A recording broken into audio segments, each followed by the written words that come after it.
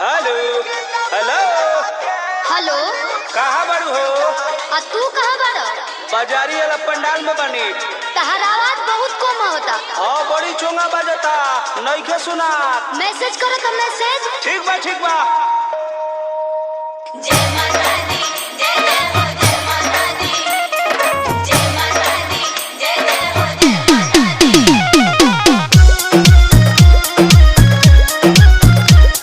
सेरा वाली जोता वाली लाटा वाली माँ।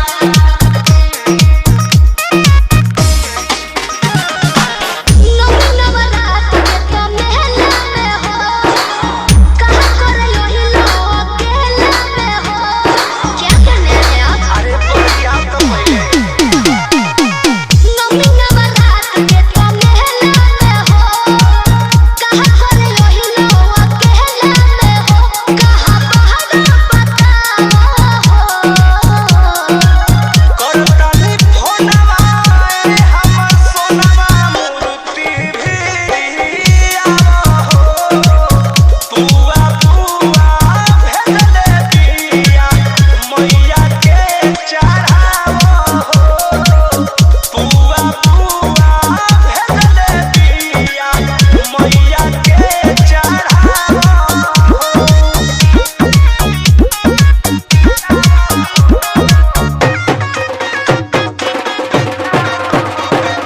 डीजे विकास, डीजे विकास, डीजे विकास। पलामू जिला, पलामू जिला, पलामू जिला, पलामू जिला। हमरा तो चुनरी ओढ़ावे के बा, मैया जी के भारा चढ़ावे के बा। सेरा वाली जोता वाली लाटा वाली माँ। सीधे सीधे चले आवा भेडाली लोकेशन। ओई पंडाल में बा पूरा डेकोरेशन। हे तोले मन फूल मनाओ हो। करताली फोनवा ए हमर सोनवा मूर्ति भी आवो हो। तुआ भेजले दिया मैया के चढ़ावो हो। तुआ भेजले दिया मैया के चढ़ावो हो। जय माता दी, जय जय हो जय माता दी, जय माता दी, जय जय हो जय माता दी। Music by Arya Sharma. सेरा वाली जोता वाली लाटा वाली माँ।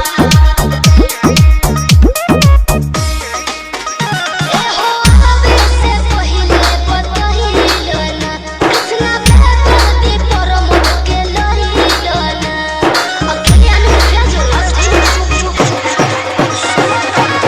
ई बात धानी सिगरेट रखी हा। पूजा करत में देख रेख रखी हा। जी जोनी जिया डराओ हो। करताली फोनवा ए हमर सोनवा मूर्ति भी आवो हो। तुआ भेजले बाड़ी मैया के चढ़ावो हो। तुआ भेजले दिया मैया के चढ़ावो हो। नवरात के तो मेला में हो, कहाँ करे लोही लोग केला में हो। कहाँ बहरा बताओ हो। करताली फोनवा ए हमर सोनवा मूर्ति भी डीजे विकास, डीजे विकास, डीजे विकास। मैया के चढ़ावो हो। पलामू जिला,